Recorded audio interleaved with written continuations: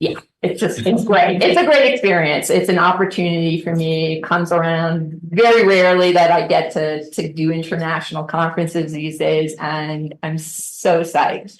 So when you put Logic Sounding of Jazz into Midjourney, you get kind of Basquiat, which that was like I was just kind of fooling around, and I didn't put anything in about the style, but that's what it came up with. I was like, wow. So just before, so just wanted to bring someone into the room who can't be here because he will never get on a plane. Some of you have met Charlie, and Charlie Donahue is the man who corrupted me. I came to UMass Dartmouth in 2004 as a Plato scholar, doing ancient Greek philosophy, but not everything goes the way you imagine. And when I walked into my department, I saw a little flyer, Revolutions in Logic. And I walked out just like awoken from my dogmatic slumber. And my career trajectory was directly impacted by one of the most interesting and dedicated logic instructors that I think you would ever come across.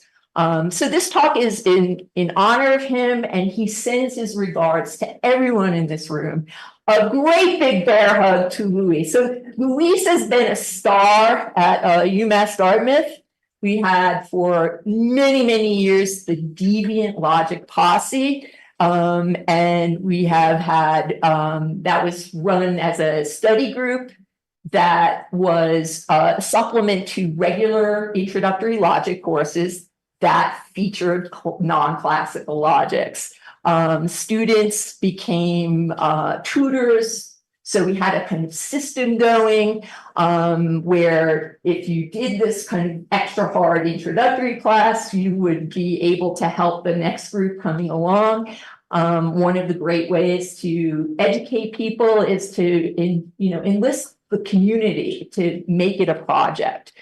We had, Octavio, Grand Priest. We had so many wonderful speakers come through our door, supporting us for so many years. And just my gratitude is so deep for that kind of experience, and that it was given to an undergraduate group of students for so long. So we're sort of a very special situation. And it was a labor of love, labor intensive, but really an incredible experience.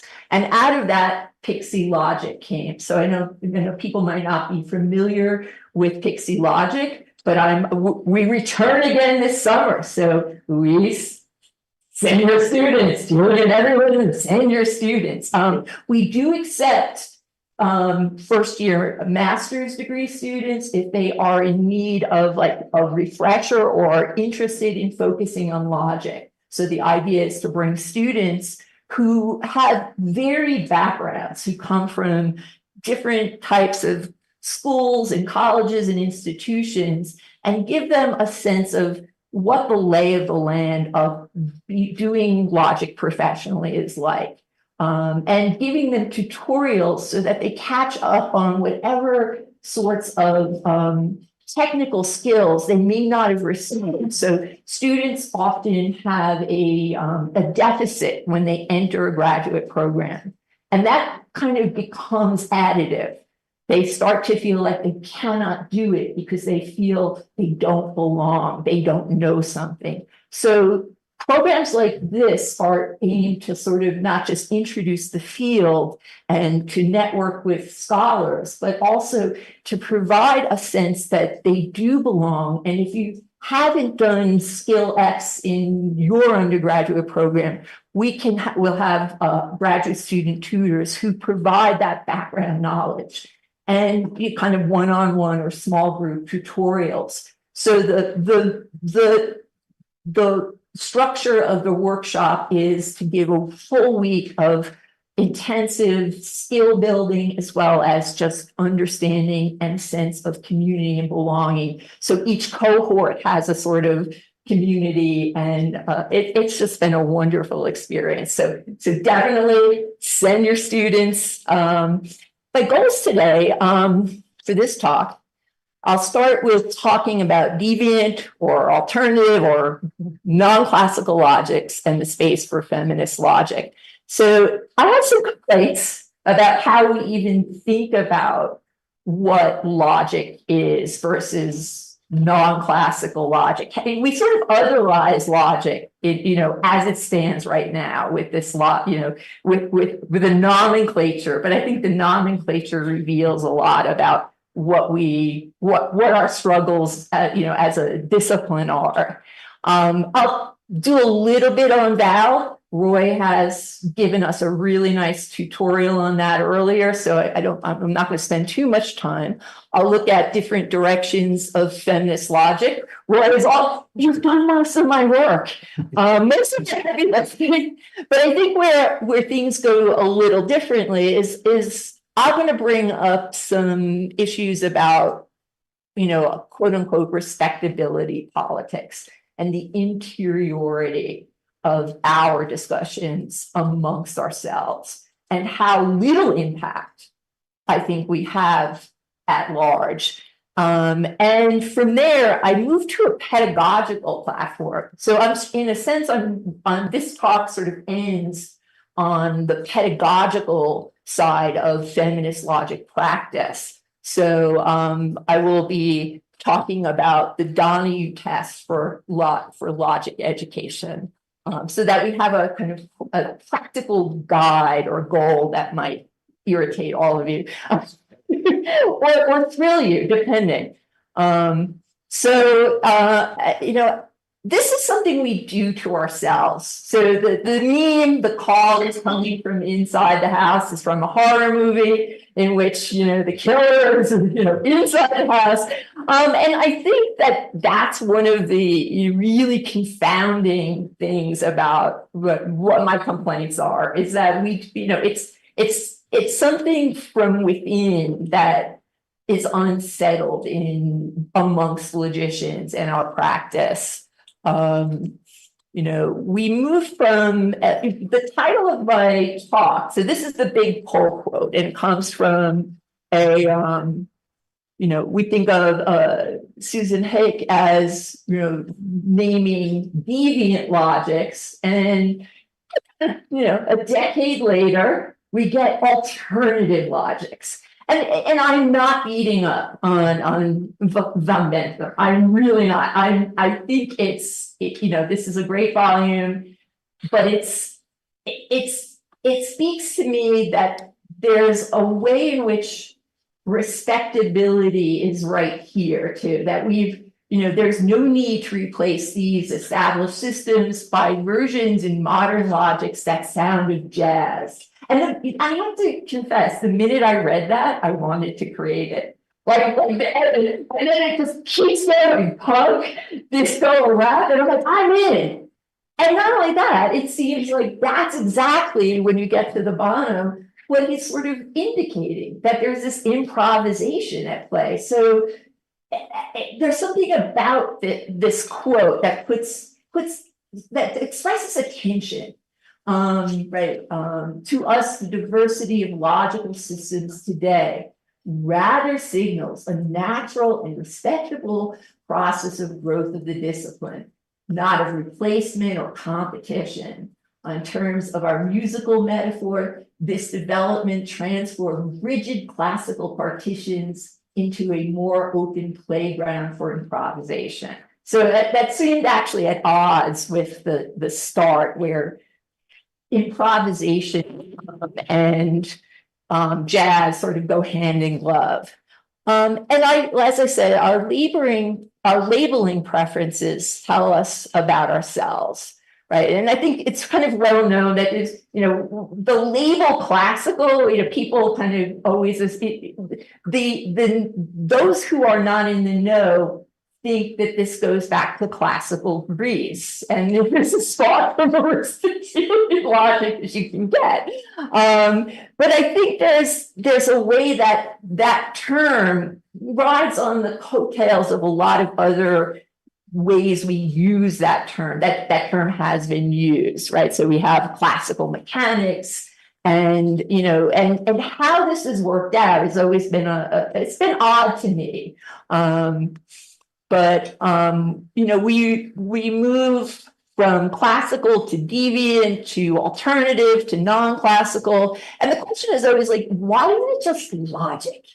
Like just logic in this kind of open sense. And then there's just types of logic you do, and it's not non-classical. And I'm saying it's not non-classical. I do relevance logic, or like we can put names instead of this not classical on it. And I suspect a lot of the hesitancy there, and I might be wrong about this, but I think there's a lot of controversies among logicians about how logic is defined. So we sort of stay with the status quo because the definition is kind of up for grabs, but especially about consistency. So people will really, really freak out if you want to kind of minimize or get rid of that any kind of definition that includes that. But I think it's moved we moved so far from the actual practice of logicians. There's the debate about consistency and power consistency is itself like part of the thing. It's you'll get, as I'll mention, epicycles of this debate now, where people will just keep like, that's also just part of the gig of doing logic now, is to debate consistency. And I think that, for instance, it's just strange to me. Physicists try to figure out how to, unify general relativity and quantum mechanics, but quantum mechanics and anyone doing it aren't deviant or alternative. It's like not non-physics. So there's something very strange about how this works.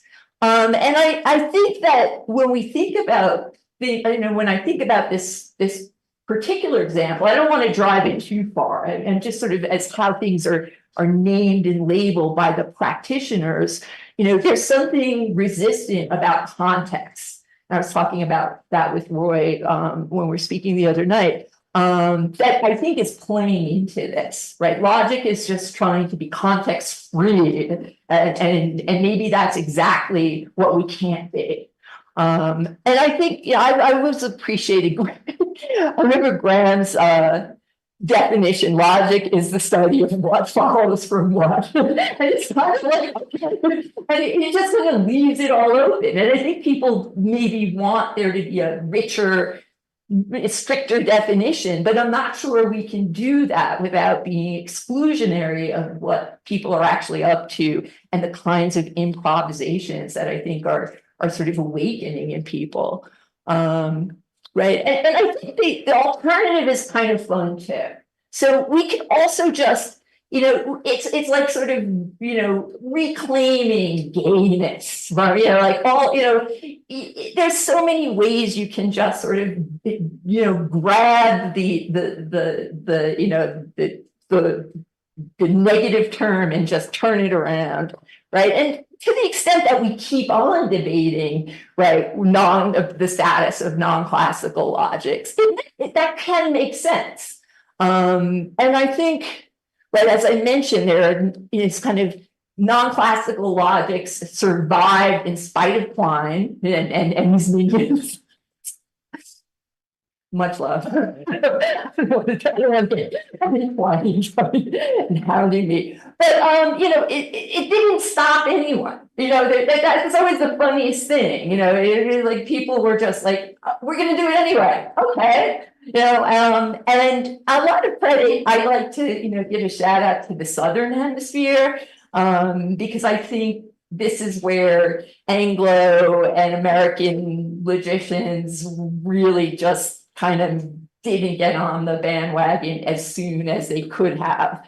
And I just bring out a note. There's a recent kind of epicycle between Williams and Beale, if you're interested. And so you can see this is what I'm talking about. Like there'll be figures who will come up and say, no, it's classical, and someone really smart will, like really smart people will just keep doing this, and they'll just keep being, periodically another argument for classical logic and another shoot down. So that's kind of what I'm saying. It's sort of part of our story now, and not some groundbreaking thing where people are just going to go, oh, we don't wrong about all this non-classical stuff.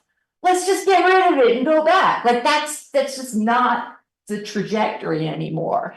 But one of the fun things is that deviant logic has this incredible appeal for students. So at the deviant logic posse, for example, if you want to engage students, just tell them that what you're doing is revolutionary, and some people think it's wrong.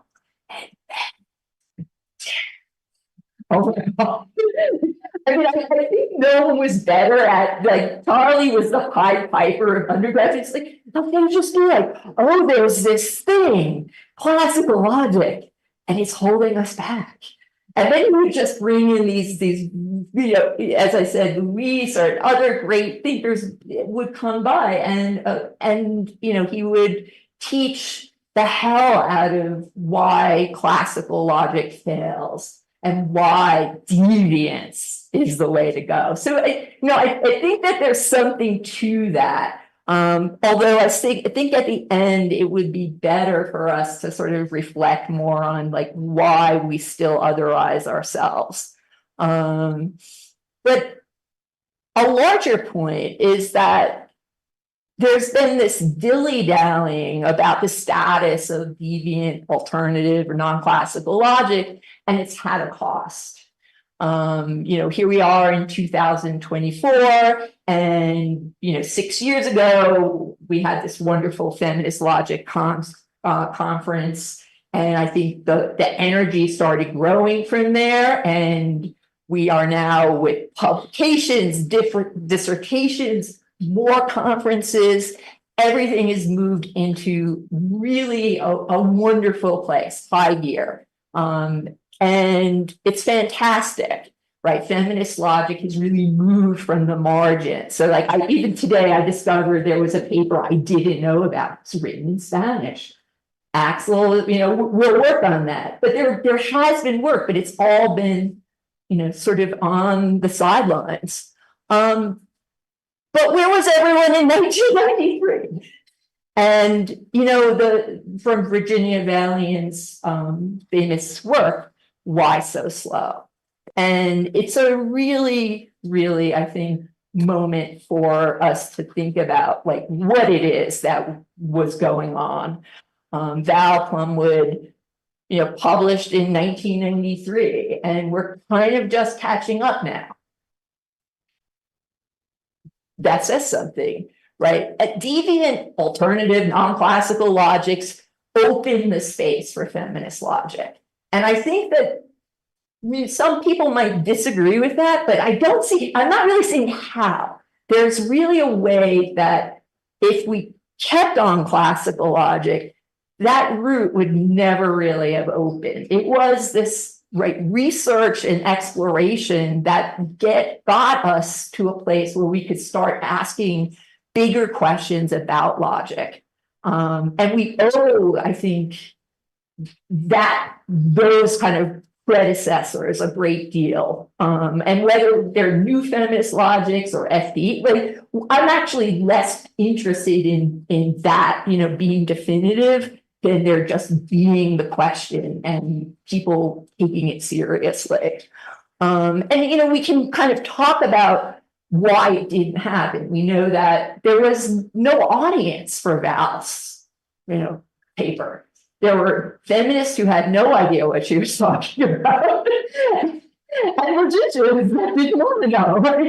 And, so something falls on deaf ears and doesn't get uptake.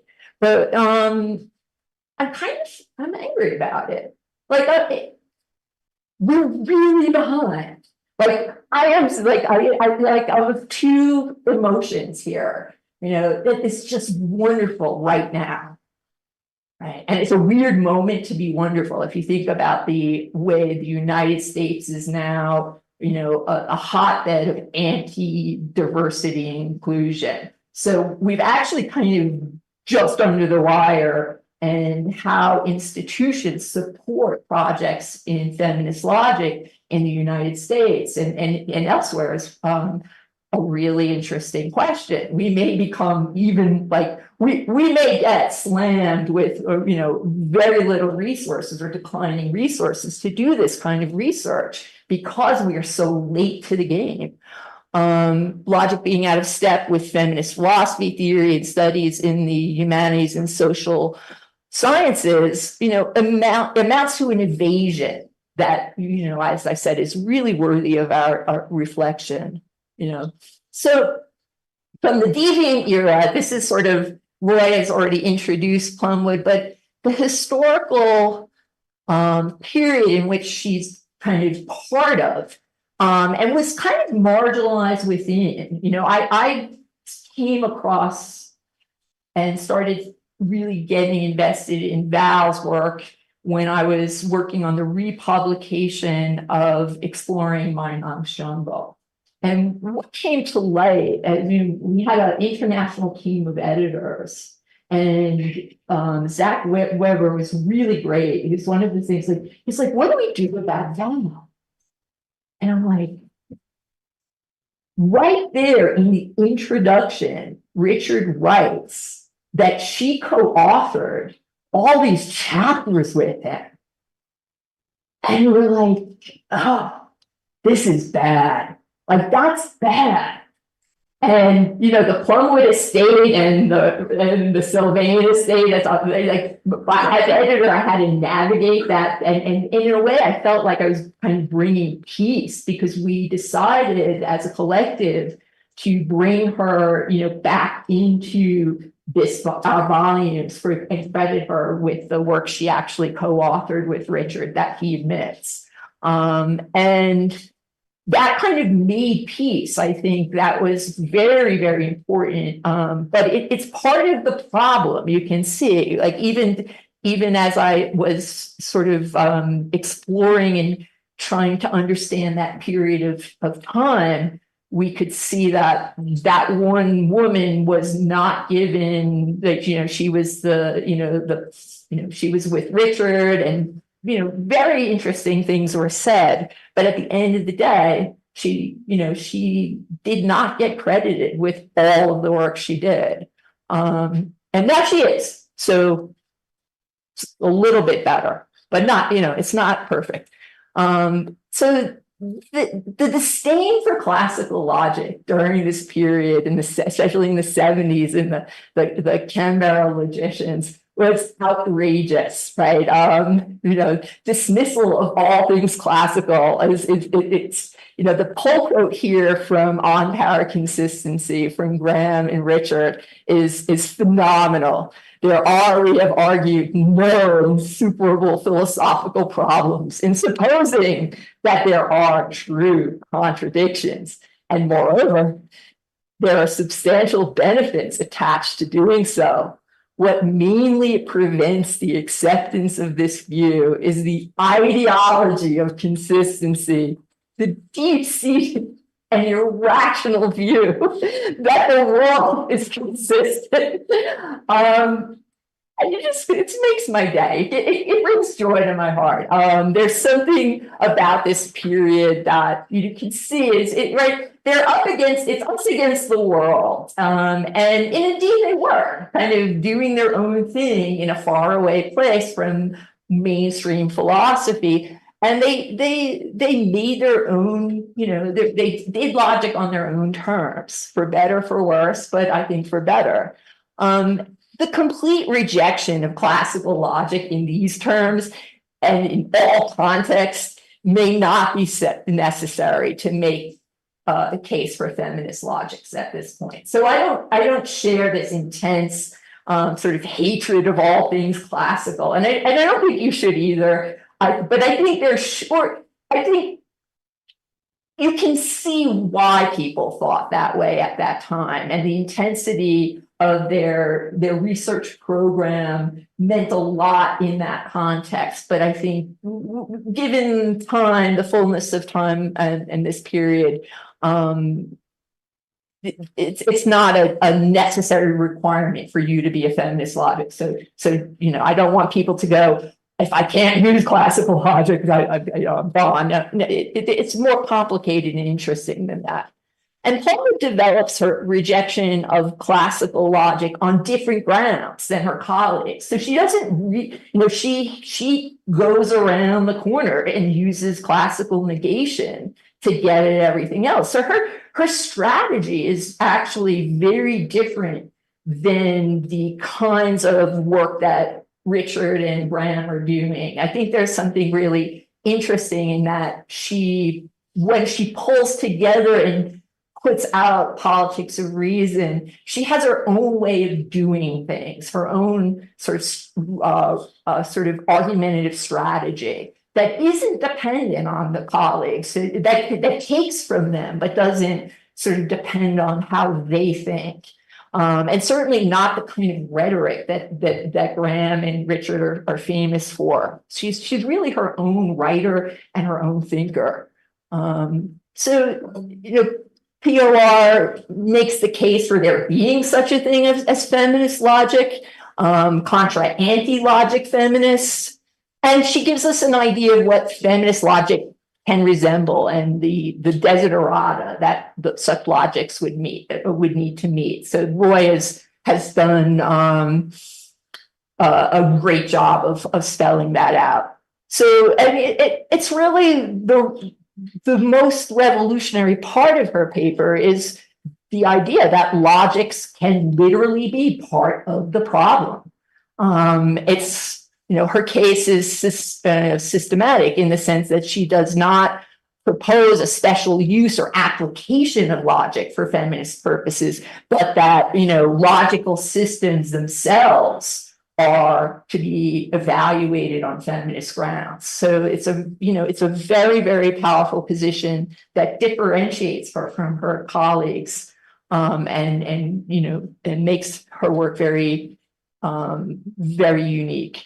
I don't feel like I need to go through this. I'll just do, there may be some new people in the room, but her way of thinking about, the structure of domination and oppression has to do with our understanding of dualisms, right? So there are ways of reasoning that privilege, what we would now, I think, call essentialized binary. So, as Roy was pointing out, these binaries that Dembroff talks about would count as Plumwoodian dualisms. But her dualisms are also bigger than just gender. They amount to any kind of structure in which, you have this dominant and, dominance and submission, right? Colonized versus the colonizer, whiteness over blackness, activeness over passiveness. And she hangs her argument on a vision or a view of classical negation. So we've talked about that, right? Let me sort of say, and her insight, maybe this will be sort of, the anti-logic feminist theorists have identified logic with this kind of endpoint development of classical logic without a kind of recognition or awareness of, right, as when she's writing, that there's been all of this research in non-classical logic that might offer different avenues. So I think politics of reason was actually an educational piece, in a sense, to try to teach feminists that there's no reason to reject reason, and logic could be a help as well as a hindrance, that central position that Roy was talking about. And I think there's a really interesting and larger point of interest. So classical logic has typically had a pedagogical priority. So I think what kind of shakes out from her taking on the feminists, the anti-logic feminists, and trying to show that there's more to logic than just a formalization that is violent and that, it's all just trash. That there's something useful here for feminists, right? Few people besides experts know that there is anything controversial at all within logic, or that there are other logics. So, classical logics for most people are rules written on tablets of jade. And there's a kind of hegemony at two levels. Like, one is the interior, sort of the place where we debate the status of non-classical versus classical logic. But then there's this other, much more nebulous, and I think much more dangerous hegemony of classical logic. And it's in the uninformed assumptions made about logic from outside academic philosophy, or even outside logic, because I find philosophers are still surprised. Like, some of my colleagues are still like, why do you do this? Like, what does this mean? How could there be, and non-logicians definitely have no idea what we're doing. Contemporary logic has no impact whatsoever on them. And I think that that's a problem. So directions of feminist logic, following Roy, current works on feminist logic have gone beyond, Plumwood's 1993 sketch. So we have a lot more on the table now. I was another person, postdoc Yvonne, is, working on a fuzzy logic, but Roy has brought up a number of other people, and there's just more coming every day. I think that this is going to be a really interesting time. And my own, project presents FDE as an appropriate genderqueer logic. So, and I get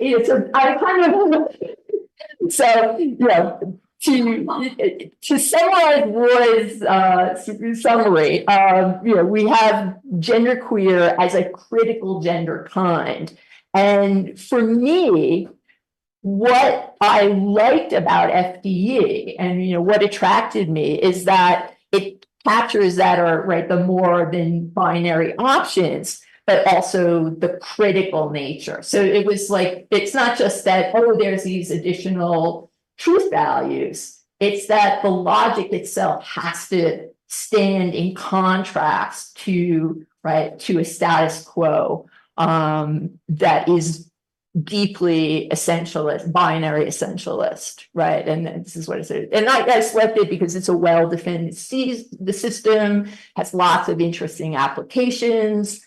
And this is a kind of interesting point. Its limitations are its strengths in this context. And this is one of those things where I know that,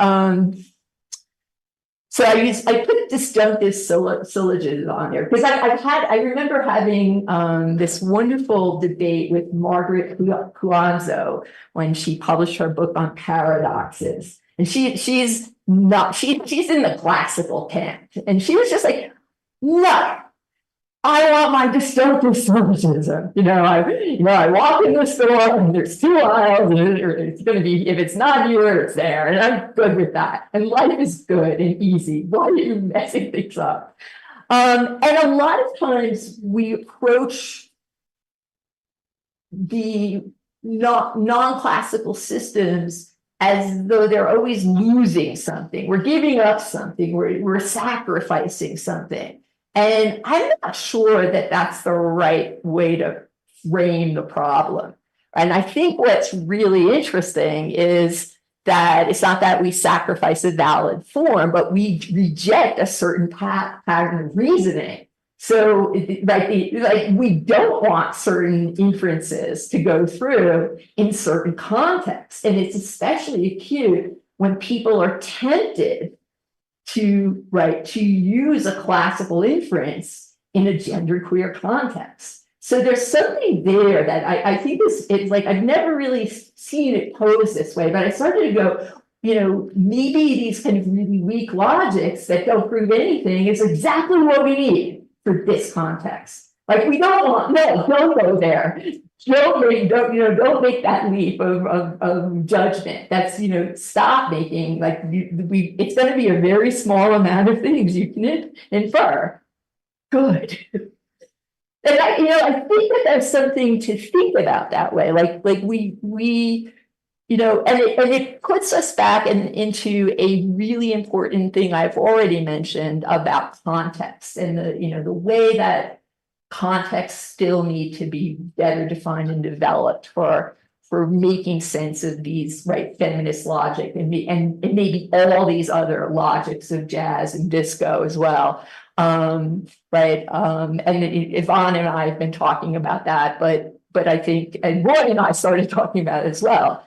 Do logicians need to let go of notions of loss when it comes to logical laws and principles, right? And I think, once again, there's many contexts that other disciplines with classical and quantum, we can have a micro and macro level with very different rules. We can hope that they get somehow unified, but we can do our work perfectly well without really, and successfully, and without any real problems here. So respectability politics, as promised, come to a juncture that concerns the hegemony of classical logic in the second sense that I mentioned, that's kind of amorphous public misunderstanding or ignorance about what logic is and what we do and what can be done. Non-logicians have no idea what we do, or there's any other logic than the classical logic they may have learned. And no matter how much logic progresses, if it remains a discussion we are having amongst ourselves, I think we do some kinds of damage. Or maybe damage is too strong, but we fail in a very important way, especially if we're talking about feminist logic, which has as its ultimate goal to make changes in the world, to at least change people's minds. If that's our sort of our field of action, but that's how things change in the world, and I sort of say, look to Sylvia. Sylvia Rivera was a founding mother of Stonewall. So I don't know if people are. I can put this is one of my favorite pictures of her. She's at a rally with the American flag behind her. It's just, and there's a YouTube video of her talking at. I guess she was invited to a Pride event. In possibly the 80s, early 80s. I don't have the date precise, but she's booed off of the stage. And she's booed off of this. Yes, Axel. Yeah, I can find a link for if people want. But one of the things she really does is publicly and very outspokenly, tell the people at Pride that they are not doing what they need to do because it's now become what's it called she didn't have the term didn't exist when she was critiquing Pride and what's called rainbow washing, where you have a kind of capitalist appropriation of of something that is radical and revolutionary, and the disregard of the very people who were there at Stonewall that started the movement. So if you think of someone booed off stage who was, the reason that Pride exists, you get this kind of very powerful image of an activist who recognizes that to the extent that people become complacent in the change, and amongst themselves, there's a problem, or there can be a problem. And this is why I sort of am moving from the sort of look at what we're doing as non-classical logicians interested in feminist logic to what should our action plan be? Like, how do we get that revolution of the mind that sort of should be here with a feminist purpose. So I don't know what you'll think of this, but I was kind of just like, no, there has to be something. So I took the Bechdel test for films. I don't know if people are aware there was a comic that started a movement. A way to understand whether films, movies can be considered, meaningfully inclusive or feminist in any way. And they're very simple principles. The movie must have at least two women. The women must talk to each other. Their discussion must be about something other than a man. Right? It's a very simple kind of test. And you wouldn't believe how many movies are still made that fail this test, right? It always sounds easier than it is. These simple sort of tests are ways to understand the scale of the problem and the kind of systemic issues involved. How do you fund a movie? Like people will actually pay for and go to see, right? If you have female characters doing these feministy things. So I proposed, named after Charlie Donahue, right? The Donahue test for introductory logic courses in textbooks to be meaningfully feminist and inclusive. And I think that it's a hard ask. And I'll talk about it, but I think classical logic is one logic among numerous logical systems, even if it's the only one covered. So this isn't me saying you have to do this, Charlie, I think of Charlie at the far end, and I'm happy to always talk about how he structured that and what went on. And there are costs and benefits to all of this. But I think there are costs no matter what we're doing. And that's sort of like where we're at pedagogically. So even if you only cover one system, how are you doing matters, right? And physicists might start out like we have a kind of mastery model, if you think about it, which also raises its own questions. But we want to go in steps so that we start from the most basic and go to the more complex. And people have to learn and follow their way. And what often happens is we put, non-classical logic will be a second course. I hate to tell you that that's a luxury. But that's where the elitism comes right in. If you only have one course, what are you going to do? That's the question, right? And it's a really hard question, right?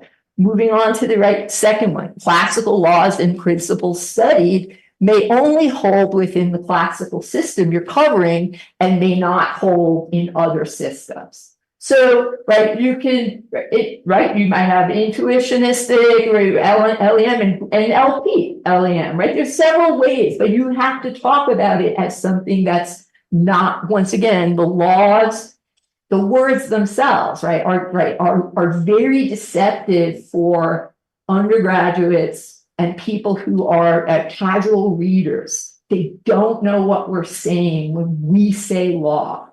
So unless you say it, they're going to go, a law is a law, a principle is a principle, this is how it is. So there has to be some kind of clarification, even if it's not relevant for the work you're doing. How do you sort of say, well, there may be times that in other systems this won't hold? And I would suggest that might be a great way to introduce non-classical logic. That was Charlie's strategy, was 2 weeks of classical logic. Was addressed the rest of the semester, right? And the student would look at the truth tables and it's conditional and be like, don't you hate this? And this doesn't make sense. And he said, I've got something for you, right? Students, until they're corrupted by us, Well, I mean, I've done polls over and over again. The law of non-contradiction is not a law to most people walking on the face of this earth. Like, you go through contradictions, most people are like, oh, and they're associated with emotions and things, but they're not ready to go to a principle of never make a contradiction. And ex falso is as far away from everyday life as there could possibly be. You know, my own view of logical context is that, you know, sort of like David Lewis's epistemic contextualism, that the philosophy room is the room where, you know, global skepticism makes sense. The logic room is the only place where ex falso makes sense. But everywhere else, you know, no one makes that jump. So students can do better than we think. Sometimes we underestimate their curiosity at our own, you know, at our own cost. Like that, they may be more interested in going with you when there's problems and, you know, questions than if it's just some kind of rote memorization that happens, right? And, you know, the limitations of, like, my third version of the Bechdel test is the limitations of classical logic are not omitted even if non-classical logics cannot be covered. So you get to sort of point out things about a classical truth table, and tell students that they're not crazy for having questions. You might not get to it. That might not be part of how you have to direct the curriculum in practical terms, but you can invest at least some kind of, I think, kind of intellectual respect in the questions that students might naturally ask when you're sort of, you know, sort of teaching non-classical logic, sorry, classical logic. So, you know, this is purposeful change. You know, I don't think we get rich, broadly accepted feminist logics and future logics sounding of jazz without changing how we continue to allow the otherization of non-classical objects. Like, I think that's in the way, and that's something on us that I don't know how to resolve, but it feels really wrong at this point. And how we teach logic at the elementary levels. It's hard to overestimate the scale of the latter. Just how much logic is taught everywhere, from major universities through community colleges everywhere. So I am, the scale of this is actually almost overwhelming if you think about it. Because I have a feeling that I'm preaching to the converted in this room, and that there's a great number of people invested in logic and logic pedagogy that are sort of already passing that Donahue test. But the scale of the problem is very wide. You know, we have, you know, every day we see how, you know, dual truth values play into gender essentialist thinking in the public sphere, right? And it kind of, you know, acting as a license for like a fallacy. Like it really is part of how people will come at you, whether you're online or debating with relatives at Thanksgiving in unpleasant circumstances, right? How do people kind of see whether, and I think the question of whether classical logic is essentialist is another thing. And I actually think that, you know, that there's an overlay that you don't have, you know, being a classical logician doesn't make you anti-feminist. Like, I don't think that's the move, but I think the appearance and the reality get combined outside of our circle. Like, there's no way for people to know that the gender binaries and truth and falsity and the law, like, they all kind of smush together. And we're not doing anything to get them to be more subtle or to think more subtly, right? You know, the laws of non-contradiction get weaponized in, you know, against, you know, trans people especially. But, you know, in discussions about what's natural and non-natural, and, you know, we can go on from there. We see otherwise, and this is very irritating. That's one of my greatest complaints. We see otherwise well-informed and intentioned colleagues in philosophy and other disciplines without any understanding of logic, except the classical logic they were taught in that one class they took. Right? So I will talk to amazing feminist scholars in other departments, and I'm just bringing news to them of a shocking value that, like, wait, logic does this? There is, and this is the educated and the really, really well-intentioned person, feminist, that still wouldn't have had any encounter except through what we tend to call a baby logic course. And maybe, you know, that's also the problem, right?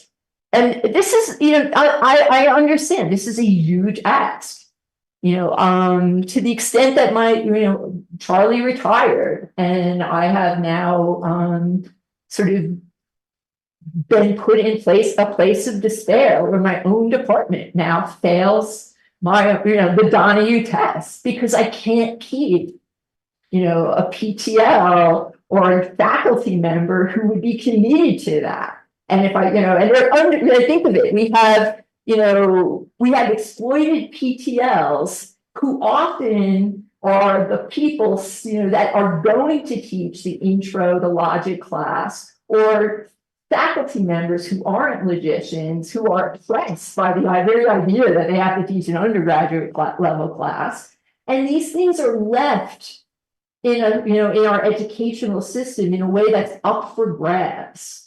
And that points, you know, to the structure of how we do, you know, do education itself. Who gets to teach those classes, how they're trained to teach those classes, how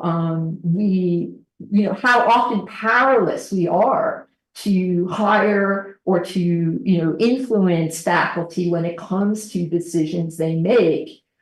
This is like I said, movies still fail the Bechdel test, and I think that this kind of Donahue test is very easy to fail. And I'm sort of, like I said, I'm in a strait now without, you know, missing one person in my faculty lineup changes the whole thing.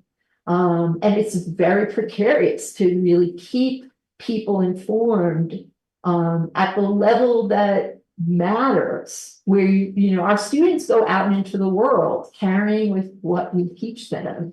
And I think as people invested in logic, that has been overlooked for so long, that there's something, you know, we need to really address as a whole. And that's all I wrote.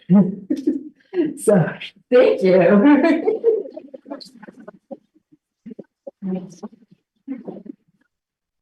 We have some questions. Thomas, thank you. That was an awesome talk. I was really, you used the word weaponization, and I've always kind of thought of that after I started reading Blumwood as a really nice term. And something that's come up a couple of times is kind of, and will come up tomorrow presumably, is the scope of where this kind of logical critique needs to begin and end. And it was brought up in terms of math, and I tend to think that it should be addressed in math as well. I wanted to ask about this sort of test, if you thought that, in light of the fact that these things are weaponized, that it's used in, for example, a math course where we have like QEA, like you have indirect proof, like you're taught essentially the principle of non-contradiction, although it's, you know, in a different form slightly, and getting people to indoctrinated into just assuming proofs by contradiction, for example, right, is essentially sort of inculcating them, indoctrinating them into this is the appropriate use of logic, even if it's not in a logic class proper.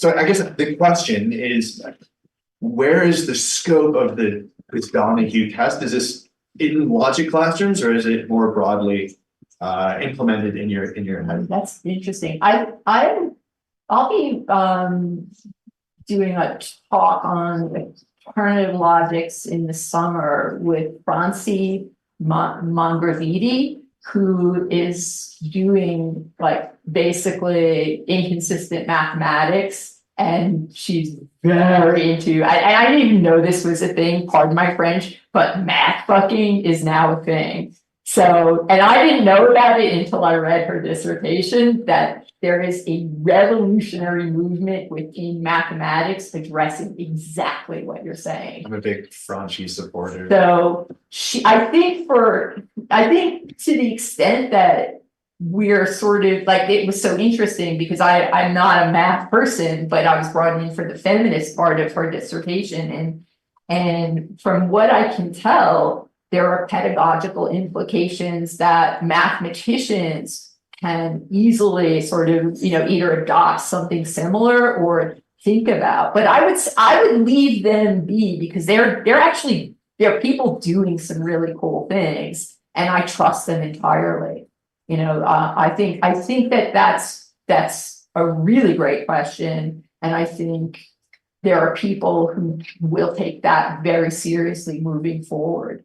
So I think whether there's a kind of broader application or if someone kind of mathifies it and maybe names it after someone else for their version, I think that there is a movement within mathematics to do exactly this kind of questioning about mathematics and about pedagogy in mathematics.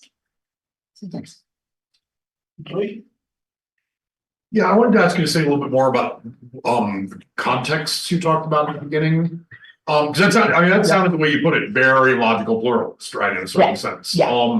So I'm wondering, I guess what I'm wondering is, what is the parameter with context? Could this be like a Stu Shapiro view where it's just some feminist version of different like domains, like of the subject matter, or is it different communities? And if so, as you know, I have a paper you should read. I know. I've been playing around with that, and I wasn't entirely like. I thought that Shapiro may be not quite getting the like what should be a context quite right. Yeah. And I think context shifts are really interesting and important. And I don't have a full-fledged view on that. So I'm sort of really excited to I am a pluralist, like that. I think that's kind of clear. And I think that because I'm like drawn to these contexts, like I really like, I sort of put that first and then go, well, why would I want one logic to rule them all? I see the appeal of that. And some of my good friends are, logical monists, but sorry. But I tend to see that contextualism about logic seems right to me, and pluralism has to go hand in glove with that. But I don't quite know the shape of it. I've been thinking for a while about, how the Lewisian epistemic model is like where I said about the philosophy room and giving how do we know where, what logics apply where is a kind of interesting and hard question. But when we sort of look at how I sort of follow Greg Restall on inconsistency everywhere, but I do agree it's everywhere, even further than Restall. It's in literature, art. And for me, that's like Shapiro might not be the right thing for that. So I'm sort of interested in what you have to say. So I might just be on your side completely. Accent? I actually have the same question, but I'm going to change it then. Because I don't see why you think is that demanding. Actually, the changes you're requesting are very at the level of presentation. Right. So it would just take a teacher just a few minutes to just frame things in a different way. Because as you say, I mean, you're still going to need to teach the derivation and the rules and everything. So the breadth of the course would be very similar. So why do you think it would still be demanding? I didn't met teachers. That's like convincing people to repetition, and is a kind of conservatism. Like we are educated, how we are, and we tend to just repeat that, especially as novice teachers. And getting people to even shift their syllabi or their framing, and especially because there's no common textbook, right? I think if we were talking about K to 12 or high school education, where there's a common textbook and a core, we could do it like that. But because we're not, and everyone gets to be their own, right? Everyone. I can't make a faculty member do this. I have to convince them if they're not on board. And how that happens can play itself out where, like, I'm dominating a PTL who is teaching 10 classes and I'm asking them to do extra work. And it's harder than it looks, because I think, we just don't have a system set up where we can make these kind of very quick like a change that sort of has a very fast and immediate effect isn't what this is. Like I said, I'm thinking that the Bechdel test is actually the right analogy, where you still have systems that are going to create certain kind of movies for a very long time, because they work. And think of it, Yes. you teach the thing that works. And when you have faculty who aren't even educated in logic at all, or had that one logic class back 20 years ago, and now they're teaching, what are they going to do? How do we even reach them? So there's a kind of outreach here. I think there's never been one thing I agree with you on is there's never been a better time for the people to access the materials they need, right? So you have Richard Zach just creating this online platforms. Everyone has material out there. Whether we do it or not is, maybe you're more optimistic about people than I am. But I also see social forces in that direction, right? In recognizing that education has to be more plural, it has to be. I actually think here we're looking at different global situations too. Like I said, so I'm being taped. We can ask for it. No, it's okay. You know what? I might as well. So Pixie Logic will proceed this summer, even if we can be sued. And we can be, because of the Supreme Court decision. We've made that decision. And Northeastern is so cool. It's Massachusetts. We're not terribly frightened about this, but that's what we're looking at. The world contracts and expands, and DEI is now in the United States, a 4-letter word. 3-letter letters have become, just very, very politically, charged. So I don't want to sort of offer the Donahue test as a sort of, something for us to beat each other up with, but something to uplift. And when possible, right, can we help things along, and can we address our own teaching and our students' teaching, right, especially if you're in graduate education, reflectively. And I think that over time things get better, but I'm a little less optimistic. But you here may be very optimistic, like that, or no? That's hard. Oh, I'm so sorry. Yeah. Oh, Okay, so I have a different kind of scope question. And I want to be kind of clear about where I'm coming from with this. So I think feminist logic is super interesting, and questions about like what it could mean and whether a feminist logic would look different and how we ought to teach it are all really important. But it also feels like once you've articulated them, there are other similar questions that come up. So, you know, whether there could be anti-racist logic or communist logic, or like different kinds of social logic. And so then you wonder, like, why are we talking about feminist logic? Is this just an example that could then be generalized to more cases? Or like, is there some special connection between feminism and logic, or some special disconnection between feminism and logic that makes this the natural one to start with? Or I mean, to go plumb Woodian on this would be to say all of the, like this is just the start and a kind of way of exploring logics that could be, appropriate in various contexts. Would a logic of race look the same? I don't know, but I hope someone does I hope that starts.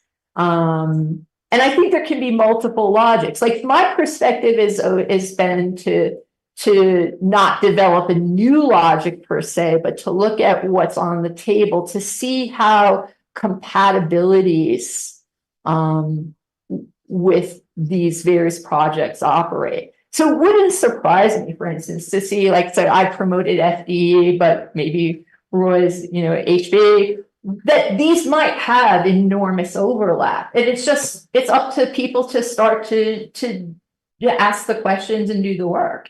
And I think I see that as a fantastic thing. So, the way that I'm proposing the pedagogical model is to sort of at least sort of open that door for interest and to sort of get students who would be on board with those kinds of projects excited as soon as possible. Right. I mean, my own story is, it took me, I ended up with doing a dissertation under classical logic, and I just wanted my money back when I met Charles. I was like, how did no one show me this? I was furious.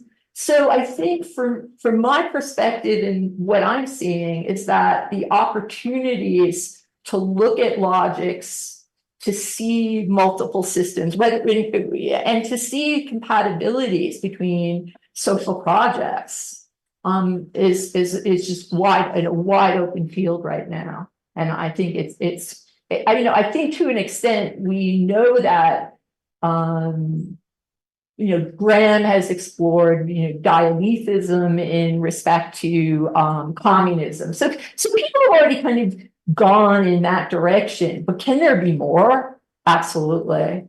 And I think that would be a great thing. I think that we would bring a lot of people that are presently even anti-logic on board, right? Or have that sort of, that just don't know what we do. Once you know what's possible, right, there'll be more interest. And I think it'll produce interesting work. Lucía? Thank you for your presentation, Maureen. I love it, your test and your presentation. I believe that classical logic sucks. I have a technical question for you, for curiosity, is why FDE? Because there are good reasons to understand why not stronger logic than FDE, but why not a weaker logic than FDE? I think what I said is it's a system I'm more familiar with, and a system, like I said, that has been in the crosshairs. So like the Williamson and Beale debate centers on FDE. And I tend to, I'm not a full-time logician. Like I do this among a million things. So I tend to so my commitment to there even like FDE being the one was a kind of provisional, like, here, let me stake this ground.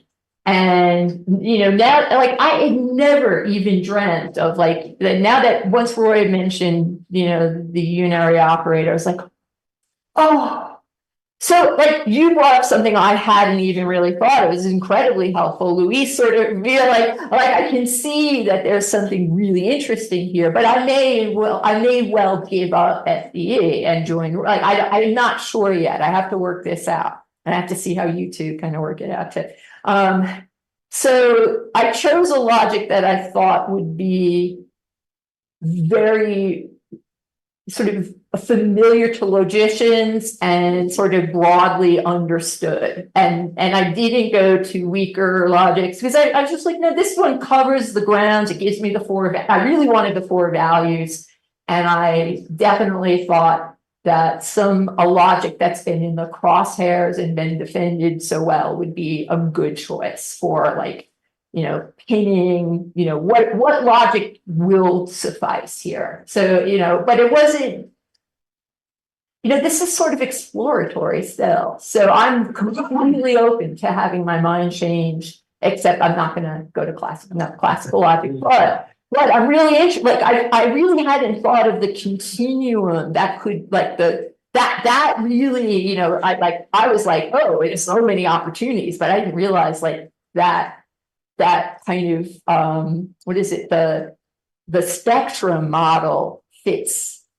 Not like, I like that too. Like, so I kind of came here with one thing and I'm leaving with some new ideas. So, I think that's a good way to do this too.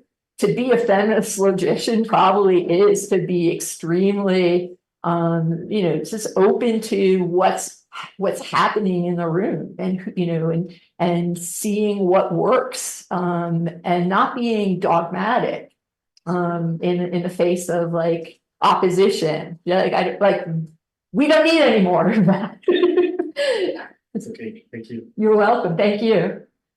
Really? Yeah, I had a quick comment on the exchange you had with Jillian, and then a real question.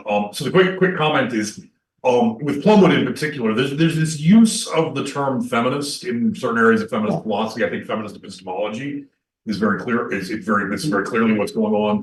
Where feminist is actually shorthand for just, progressive anti-oppression sort of stuff of all sorts. And given the sort of lists of dualisms that Plumwood gives at the beginning of both of those papers, I think even though she describes the project as feminist, she means it in something like this broader, feminist is shorthand for anti-oppression of all sorts, right? And it's where the mechanisms seem to be similar and very different, with the same kind of oppression aimed at different groups. So I think that maybe helps. Yeah, that does. And then the question I had was actually about the Donahue test, and I'm not sure it's a question, but it's like, an invitation to say some stuff.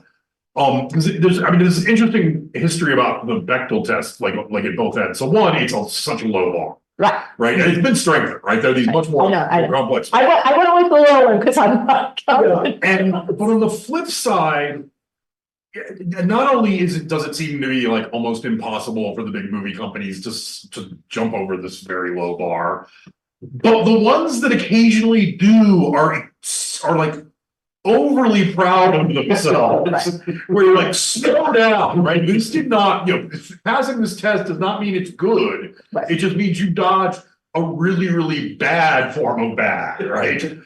And I wonder, just in your intuitions, where in that sort of, like, in comparison, like, is the Donahue test enough? Is it just barely? I mean, should people be bragging about meeting the Donahue test? It's a low bar. No, it was absolutely intentionally a low bar. So I came out of the high, like what I would think the highest bar there is. So, Donahue himself just thinks of classical logic as a false theory. So, his grounds for having, he's just like, why I can't teach this as, like, the thing. And so the design of the course, like I said, there's costs and benefits to everyone. You got one course to teach. That's it. What are you going to do? And the sacrifices, of course, a lot of the sort of, translation and this. We have to kind of supplement that. And that's why I said it's a labor-intensive model that I could kind of spell out, in which, you have, like I said, a couple of weeks of classical logic that introduces, it's more of a philosophy of logic course with some logic in it. So it's really about how to think about logic and think logically in this very interesting way. And, you look at a problem from the truth tables, and then you work on relevance logics. He liked to, he would get to different points. Sometimes he would include modal logic kind of as a treat at the end. But sometimes he would try to get up to LP, and, talk about paradoxes. A lot of times what he was doing was just bringing the philosophical, questions that arise from classical logic and presenting students using Graham's textbook with, the systems that address those problems. So students would always know why they were learning the system. And I think that was the real sweetness of the method, right? That you were never just learning just because there was this, right? There was this thing, logic, and it's, right, it does certain things that are awesome, but it doesn't work. And here's why we can do better. And students like that kind of drama. They like it like a narrative arc. So it's good pedagogy in general to have a story to tell. So the story of going from classical to non-classical was a great narrative. I don't know of very many people who had that sort of, I don't know how replicable that is, but it can be inspiring, I think. To pass that bar is to really, commit to tutorials every single week, to having a group of students that are reading advanced logic who are doing private tutorials. So the deviant logic posse and the classes were all kind of hand in glove. And when we're there, we had guest speakers coming in from everywhere. Graham always made appearances, and we would have like special sessions where we taught for the speaker. So if Bryan was coming, it was going to be talking about the four corner, some of his Buddhist stuff. We would do like a real session so that our students would understand the talk, whoever it was. So but that kind of, that kind of level of commitment is very rare. And to pass, like, that couldn't be the test. But it could be like how we start to talk about how to model classes, especially because some schools do have 2 semesters, but I still have questions about the mastery model, because because Charlie sort of showed that you could jump ahead in some sense, but you can't do it unsupported, right? So normally when graduate students would be learning these systems, undergraduates can learn it, but they need a great deal to learn it well. Maybe fragments of this, or only the narrative gets to a relevant logic. There could be a million ways to sort of do this kind of teaching that surpasses that low bar. But I think the low bar is just there to sort of get people on board with like what logic is and what logicians do, and to stop sort of teaching that class that keeps repeating classical logic in this kind of, in the public sphere and in even amongst our colleagues as being something like at just the fullest ignorance of like possibilities in logic. Just, we have to do something. This is me, just a little something, even a little. Right. And that might prove more exciting for teachers. So I think there's a kind of unknown. If there's a kind of commitment to try something, maybe you'll enjoy maybe the baby logic course that people are assigned by chairs as punishment Stops being punishment, right? It starts being joyful when you have a kind of story to tell your students and a reason for them to be in the room with you. And I've seen it with my own eyes. It's like this little bright lights going on in an unexpected way. And it has to do with like not underestimating what will irritate and interest students. Like they'll be much more interested if you tell them they're not crazy when they look at the conditional truth tables. They'll be like, that's not right. And you go, you were so smart for seeing that. And they feel validated when they see these things. And they take that, and that's an energy that is just incredibly valuable in reaching undergraduates to keep them in the room doing their work. And understanding why is this class important? Anyway. And the last question, please. Yes, thank you. I'm definitely not as optimistic as No, I know. I agree. The W test is a low bar. Right. In the ideal world, but in practice, I see it as it's impossible to achieve actually in this university at least because of the many Logic 101 courses. They fail it, and they will fail it for the next 20 years. And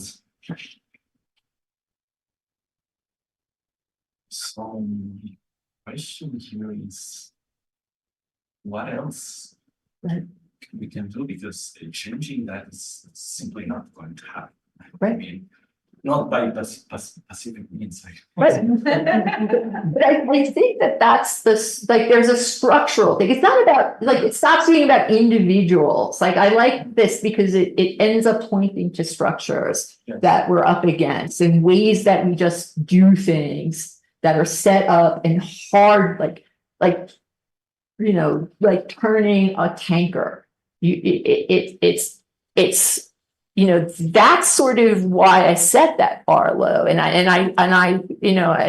know that Axel was like, it's not, but see, I kind of see myself in my own university system as facing very deep questions about how I can, how this can even work. Because now we are in a position now that if we save classical logic, that would be good because the climate is anti-logic.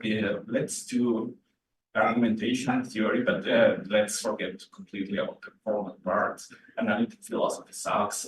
All that. That's a theory is important. And so in practice, the learning has this just. I know.